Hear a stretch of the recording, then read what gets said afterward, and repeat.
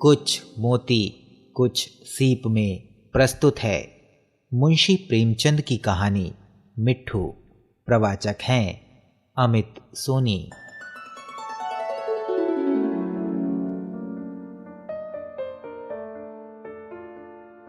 बंदरों के तमाशे तो तुमने बहुत देखे होंगे।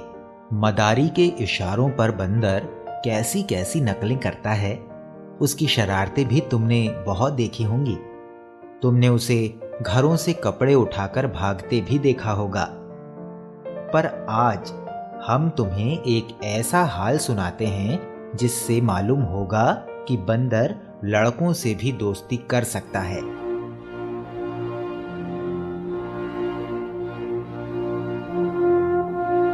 कुछ दिन हुए, लखनऊ में एक सर्कस कंपनी आई थी। उसके पास शेर, भालू, चीता और कई तरह के और भी जानवर थे।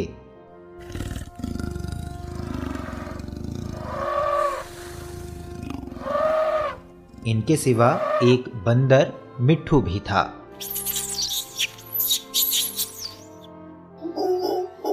लड़कों के झुंड रोज इन जानवरों को देखने आया करते थे।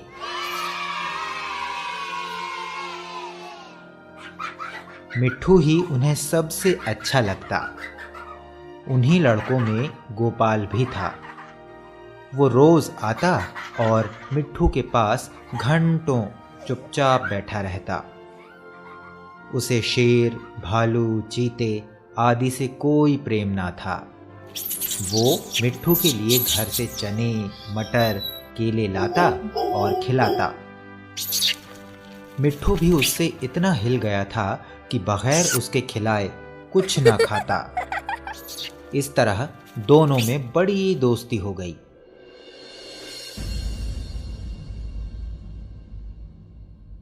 एक दिन गोपाल ने सुना कि सर्कस कंपनी वहां से दूसरे शहर में जा रही है। यह सुनकर उसे बड़ा रंज हुआ। वो रोता हुआ अपनी मां के पास आया और बोला, अम्मा, मुझे एक अठन्नी दो, मैं जाकर मिट्ठू को खरीद लाऊं। वो ना जाने कहां चला जाएगा, फिर मैं उसे कैसे देखूंगा? वो भी मुझे ना देखेगा तो रोएगा। मां ने समझाया, बेटा, बंदर किसी को प्यार नहीं करता। वो तो बड़ा शैतान होता है। यहां आकर सबको काटेगा, मुफ्त में उलाहने सुनने पड़ेंगे। लेकिन लड़के पर मां के समझाने का कोई असर ना हुआ। वो रोने लगा। आखिर मां ने मजबूर होकर उसे एक अठन्नी निकालकर दे दी। अठन्नी पाकर गोपाल मारे खुशी के फूल उठा। उसने अठन्नी को मिट्टी से मलकर खूब चमकाया। फिर मिट्ठू को खरीदने चला। लेकिन मिट्ठू वहां दिखाई ना दिया। गोपाल का दिल भर आया। मिट्ठू कहीं भाग तो नहीं गया। मालिक को अठन्नी दिखाकर गोपाल बोला, क्यों साहब, मिट्ठू को मेरे हाथ बेचेंगे? मालिक रोज उसे मिट्ठू से खेलते और खिलाते देखता था। हंसकर बोला, अब की बार आऊंगा तो मिट्ठू को तुम्हें दे दूंगा। गोपाल निराश होकर चला गया और मिट्ठू को इधर उधर ढूंढने लगा। वो उसे ढूंढने में इतना मगन था कि उसे किसी की खबर ना थी। उसे बिल्कुल मालूम ना हुआ कि वो चीते के कटघरे के पास आ गया था। चीता भीतर चुपचाप लेटा था। गोपाल को कटघरे के पास देखकर उसने पंजा बाहर निकाला और उसे पकड़ने की कोशिश करने लगा। गोपाल तो दूसरी तरफ ताक रहा था। उसे क्या खबर थी कि चीते का पंजा उसके हाथ के पास पहुंच गया है।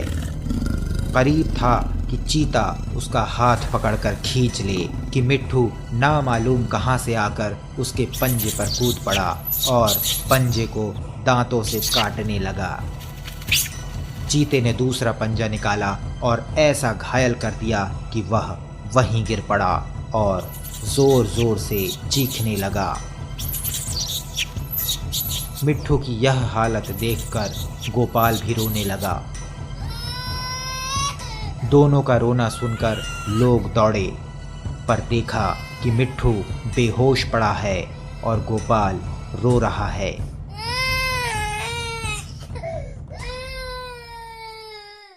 मिट्ठू का घाव तुरंत धोया गया और मरहम लगाया गया। थोड़ी देर में उसे होश आ गया। वह गोपाल की ओर प्यार की आंखों से देखने लगा, जैसे कह रहा हो कि अब क्यों रोते हो, मैं तो अच्छा हो गया। कई दिन मिट्ठू की मरहम पट्टी होती रही और आखिर वह बिल्कुल अच्छा हो गया। गोपाल अब रोज आता और उसे रोटियां खिलाता। आखिर कंपनी के चलने का दिन आया। गोपाल बहुत रंजीदा था। वो मिट्ठू के कटघरे के पास खड़ा आंसू भरी आंखों से देख रहा था कि मालिक ने आकर कहा, अगर तुम मिट्ठू को पा जाओगे तो उसका क्या करोगे?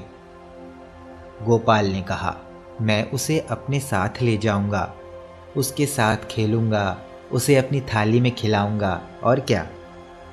मालिक ने कहा, अच्छी बात है, मैं बिना तुमसे अठन्नी लिए ही इसे तुम्हारे हाथ बेचता हूं। गोपाल को जैसे कोई राज मिल गया। उसने मिट्ठू को गोद में उठा लिया, पर मिट्ठू नीचे कूद पड़ा और उसके पीछे पीछे चलने लगा। दोनों खेलते कूदते घर पहुंच गए।